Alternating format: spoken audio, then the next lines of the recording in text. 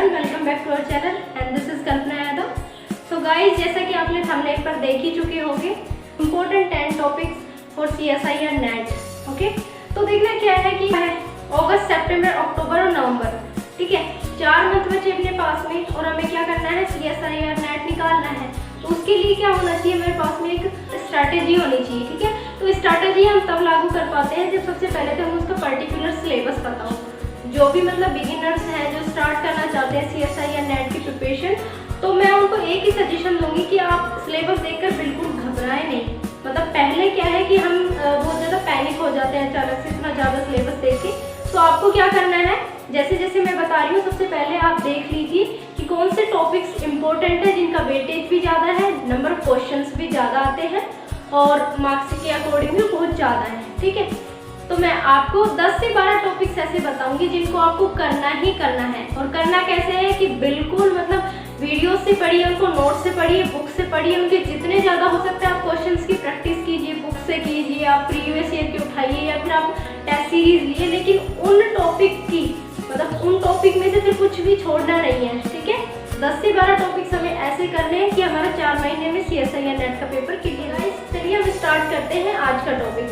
तो पहले तो मैं आपको बताऊंगी कि इम्पोर्टेंट टॉपिक्स कौन से हैं, फिजिकल केमिस्ट्री, इनऑर्गेनिक केमिस्ट्री और ऑर्गेनिक केमिस्ट्री। ओके, ठीक है, और उसके बाद में देखते हैं कि हमें जो भी पोर्शन ज़्यादा पसंद आता है हम उनमें से टॉपिक सेलेक्ट कर लेंगे, 10 से 12 टॉपिक्स। ओके, तो सबसे पहले हम बात कर लेते हैं फिजिकल केमिस्ट्री की।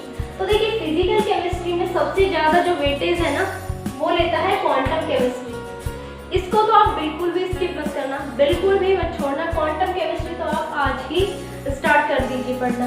ओके, फिर उसके बाद में हम कह सकते हैं कि केमिकल काइनेटिक्स अपने आप में बहुत इंपॉर्टेंट है, thermodynamics, group theory and solid state, electrochemistry, surface chemistry, ये हम कह सकते हैं कि फिजिकल केमिस्ट्री के पॉइंट ऑफ से। इनऑर्गेनिक केमिस्ट्री में देखिए कौन कौन से टॉपिक्स इंपॉर्टेंट है। सबसे पहले मैं स्टार्ट करना है GIOC से, उसके बाद में स्पेक्ट्रोस्कोपी देखिए, बायो इनऑर्गेनिक देखिए, कोऑर्डिनेशन देखिए, ऑर्गेनोमेटेलिक देखिए एंड एफ ब्लॉक देखिए। ठीक है, तो आपको जो भी टॉपिक्स पसंद है आप सेलेक्ट कर लीजिए। GIOC के बारे में क्या समझते हैं हम, जनरल इनऑर्गेनिक केमिस्ट्री, जिसमें हम क्या क्या पढ़ते हैं, केमिकल बॉन्डिंग पढ़ते हैं, एसिड बेस थ्योरी है उसको पढ़ते हैं। ठीक है, तो कुछ जनरल बेसिक कंसेप्ट्स हैं GIOC में जो हमें पढ़ने होते हैं। उसके बाद में हम कहें कि स्पेक्ट्रोस्कोपी, ठीक है, फिजिकल स्पेक्ट्रोस्कोपी, इनऑर्गेनिक और ऑर्गेनिक। ठीक है, तीनों में स्पेक्ट्रोस्कोपी है, तो स्पेक्ट्रोस्कोपी तो हमें किसी भी हाल में नहीं छोड़नी और मेरे हिसाब से स्पेक्ट्रोस्कोपी कोई टफ टॉपिक नहीं है। ओके, बायो इनऑर्गेनिक ये एक थ्योरेटिकल पोर्शन है, लेकिन मैं कह रही हूँ 16 मार्क्स तक इसमें क्वेश्चन आ जाते हैं। ठीक है, ये 16 मार्क्स तक वेटेज ले जाता है। फिर बात करते हैं कोऑर्डिनेशन केमिस्ट्री की।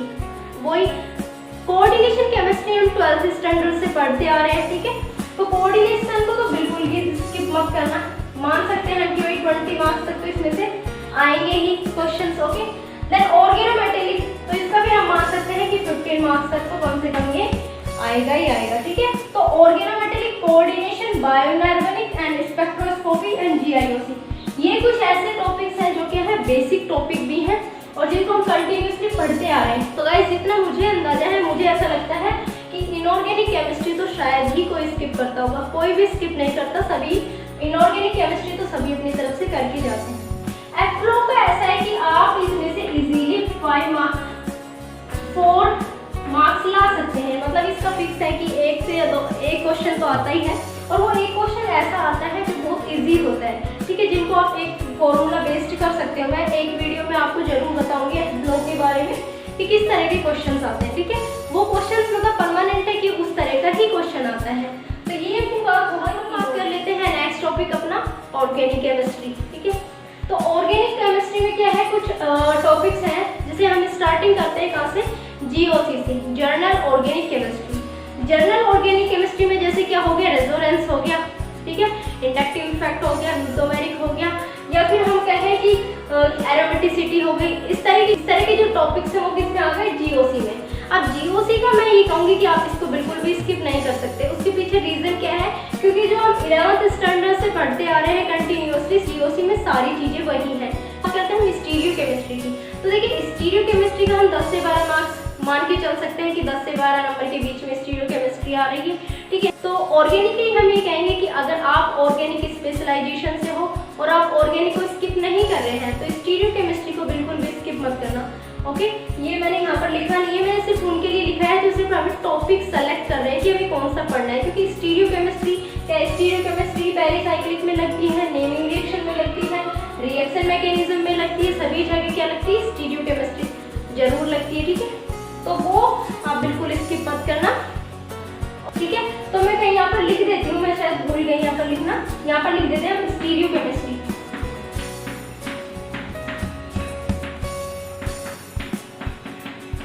ठीक है। ये अपना हो गया स्टीरियो का पोर्शन, ठीक है। अब इनमें से देख लीजिए आपको पढ़ना कैसे है। सबसे पहले आप जीओसी पढ़िए, उसके बाद में रिएक्शन इंटरमीडिएट्स की जानकारी ली, जैसे हो गया अपना carbocation, carbanion, free radicals and carbene, nitrene और बेंजीन, ठीक है। ये अपने जर्नल जो रिएक्शन इंटरमीडिएट्स है इनको जरूर पढ़िए। इनके बाद ही आपको रिएक्शन मैकेनिज्म समझ में आने वाला है, उसके बाद ही आपको नेमिंग रिएक्शन समझ में आने वाली है, ठीक है। तो उसके बाद में आप उठाइए स्टीरियो को, ठीक है, स्टीरियो केमिस्ट्री उठाइए। उसके बाद में ये अपने 3 टॉपिक्स ऐसे हैं जो इनमें से क्वेश्चंस भी ज्यादा बन रहे हैं, ठीक है। जीओसी से बहुत ज्यादा क्वेश्चन तो नहीं आते, मतलब नंबर ऑफ क्वेश्चन तो कम है, बट हम कहेंगे कि जीओसी में पढ़ना जरूरी है। उसमें रिएक्शन मैकेनिज्म और नेमिंग रिएक्शन से नंबर ऑफ क्वेश्चन ज्यादा आते हैं, ठीक है। तो सबसे पहले जीओसी को उठाइए, उसके बाद में रिएक्शन इंटरमीडिएट को उठाइए, उसके बाद स्टीरियो को उठाइए, देन उसके बाद में रिएजेंट्स को उठाइए। क्योंकि अगर आपको पर्टिकुलर रिएजेंट का पता नहीं होगा कि उसकी किस तरह की स्टीरियो है तो हम आगे रिएक्शन मैकेनिज्म नहीं कर पाएंगे, ठीक है। तो ये तो पढ़ने का तरीका हो गया कि सबसे पहले GOC, then reaction intermediates, then stereochemistry, then reagent, okay. Then उसके बाद में हम आते हैं मैकेनिज्म पर, फिर आप पढ़िए रिएक्शन मैकेनिज्म और उसके बाद में जाइए आप नेमिंग रिएक्शन। तो जो इनका प्रोसेस रहने वाला है ना नेमिंग रिएक्शन का, वो इन सबसे निकल चुका होगा, मतलब हम जान चुके होंगे कि मतलब किस तरह से इसका प्रोसेस हुआ है, ठीक है। तो नेमिंग रिएक्शन। अब बात करते हैं पेरिसाइक्लिक की। देखिए पेरिसाइक्लिक तो क्या है, बस 14-15 नंबर की समथिंग तो ये रखता ही रखता है, तो पेरिसाइक्लिक तो हम जरूरी समझ ही लेते हैं पढ़ना, क्योंकि अगर आपको रिएक्शन इंटरमीडिएट्स के बारे में पता है और थोड़ी बहुत स्टीरियो पता है तो मैं कह रही हूँ कि पेरिसाइक्लिक सबसे ईजी है, ठीक है। तो इसको तो बिल्कुल भी स्किप मत करना, ओके। हाँ, तो देखिए अब नेक्स्ट, ये तो अपना हो गया था पार्ट बी के बारे में। पार्ट ए में हम बहुत ज़्यादा कंफ्यूज होते हैं क्योंकि पर्टिकुलर सिलेबस नहीं पता हमें कहाँ से पढ़ना है, कौन सा टॉपिक पढ़ना है। तो मैंने यहाँ पर सिर्फ 4 टॉपिक सेलेक्ट किए हैं, आपको ये तो पढ़ने ही पढ़ने हैं और इनसे क्या होगा, आपकी कम से कम हाफ नंबर तो आपके आने ही आने वाले हैं, ओके। तो देखिए क्यों है पार्ट ए की अगर हम बात करते हैं, मेंसुरेशन 2 से 3 नंबर के 2 से 3 क्वेश्चन इस टॉपिक से आते हैं, ठीक है। नेक्स्ट है सीरीज कंप्लीटेशन, 2 से 3 क्वेश्चंस इसमें से भी आ रहे हैं। ग्राफिकल रिप्रेजेंटेशन एंड एनालिसिस से भी 3 से 4 क्वेश्चंस बनते हैं, ठीक है। देन जनरल एप्टीट्यूड, इसमें से 5 से 6 क्वेश्चंस बन रहे हैं, ठीक है। तो ये हो गया अभी पार्ट ए की बात, जिसमें हम सबसे ज्यादा कंफ्यूज रहते थे कि कौन सा टॉपिक हमें पढ़ना है और कौन सा नहीं पढ़ना। तो ये टॉपिक्स तो हैं जो आपको पढ़ने ही पढ़ने हैं और बहुत जल्दी मैं पर ये वीडियोस लाने वाली भी हूँ, ठीक है। देन अब हम बात कर लेते हैं कि important 10 to 12 topics, important topics for CSI या नेट, ओके। तो आप अपनी इच्छा अनुसार ये सेलेक्ट। अब देखिए नेक्स्ट क्या कहने वाली थी मैं, कुछ बच्चे क्या होते हैं कि इनऑर्गेनिक तो मैं ऐसा मानती हूँ कि सभी शायद करके रखते हैं, बात आती है ऑर्गेनिक और फिजिकल के बीच में। तो कुछ क्या करते हैं कि सिर्फ ऑर्गेनिक और इनऑर्गेनिक कर जाते हैं, कुछ क्या करते हैं फिजिकल और ऑर्गेनिक कर जाते हैं, ठीक है। लेकिन मैं आपको एक सजेशन देना चाहूँगी कि आप किसी भी टॉपिक को कंप्लीट स्किप मत कीजिए। कुछ टॉपिक्स उनमें से कर दीजिए स्किप, लेकिन कंप्लीट स्किप नहीं करना है, ठीक है। जैसे हम कहें कि फिजिकल का इतना ज़्यादा वेटेज है और हम इसको कंप्लीट स्किप माने, तो क्या हम श्योर हैं लेकर कि हम इनमें से कोई भी मिस्टेक नहीं करने वाले? आई थिंक नहीं होगा। और मैं एक चीज़ और बताना चाहूँगी अपने एक्सपीरियंस से, जो ऑर्गेनिक केमिस्ट्री है ना, इसमें सबसे ज़्यादा मिस्टेक होने के चांसेस होते हैं अगर आपने प्रॉपर उसकी मतलब अभी तक आपने उसकी प्रिपरेशन नहीं की है। तो प्रॉपर प्रिपरेशन का मतलब इसमें कंटिन्यूसली रिविजन चाहिए, ठीक है। बहुत ज़्यादा कंफ्यूजन होता है। तो फिजिकल को जो जो भी स्किप करता था प्लीज स्किप करना बंद कर दीजिए, ठीक है। इसमें से आपको अगर कुछ टॉपिक डेंजरस लग रहे हैं तो वो सेलेक्ट कर लीजिए जो आपको इजी लगते थे, ठीक है। जैसे आपको किसी को क्वांटम बहुत ज़्यादा टफ लग रहा है तो अभी के लिए तो मैं कहूँगी कि आप क्वांटम एक बार पढ़ के देखिए, ठीक है। पढ़ के देखिए, क्वेश्चन इजीली हो जाते हैं इसमें से, ठीक है। केमिकल काइनेटिक्स 12th स्टैंडर्ड से पढ़ते आ रहे हैं, थर्मो पढ़ते आ रहे हैं, सॉलिड पढ़ते आ रहे हैं, इलेक्ट्रो पढ़ते आ रहे हैं, सरफेस पढ़ते आ रहे हैं। तो मुझे ऐसा लगता है कि फिजिकल को स्किप करना खुद की बेवकूफ़ी है, ओके। तो हमें बिल्कुल भी ऐसा नहीं करना कि एक पूरे टॉपिक को कंप्लीट स्किप कर दिया, ठीक है, ऐसा नहीं करना है। हाँ, तो अब हम बात कर लेते हैं कुछ 10 से 12 टॉपिक्स के बारे में।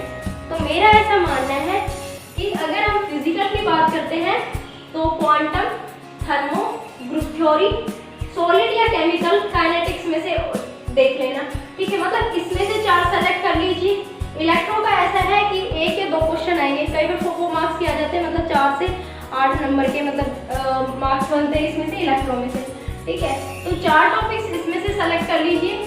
क्वांटम कर लोगे तो बहुत अच्छा है, बहुत ज़्यादा मार्क्स आते ही आते इससे। नेक्स्ट इनऑर्गेनिक में से क्या करना है, spectro, bio inorganic, coordination and organometallic.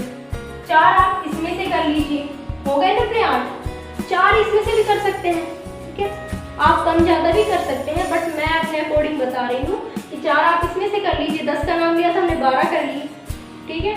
तो 4 इसमें से कौन कौन सा लेंगे हम, जीओसी को नहीं छोड़ना, स्टीरियो को नहीं छोड़ना, पेरिसाइक्लिक को नहीं छोड़ना, रिएजेंट्स को नहीं छोड़ना, ठीक है।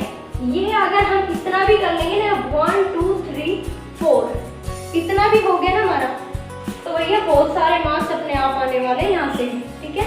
तो अपने 12 आप सेलेक्ट कर सकते हैं अपने अकॉर्डिंग, कोई भी 12 टॉपिक्स, ठीक है। और उसके बाद में पार्ट ए के 4 टॉपिक्स में बता ही चुकी हूँ कि ये टॉपिक्स तो आपको करने ही करने हैं, ठीक है।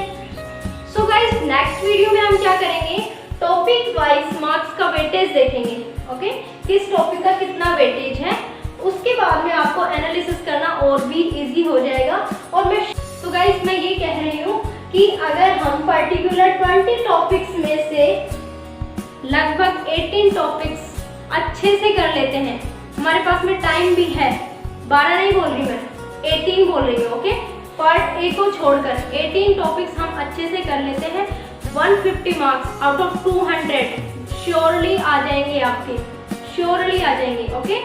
तो हमें क्या करना है, 12 टॉपिक्स तो जरूर करने हैं। 4 महीने हमारे पास में, किसी भी हाल में इन 12 टॉपिक्स को नहीं छोड़ना है। ये गलती बिल्कुल नहीं करनी, फिजिकल या इनऑर्गेनिक कंप्लीट छोड़ दें, ऐसा बिल्कुल नहीं करना है।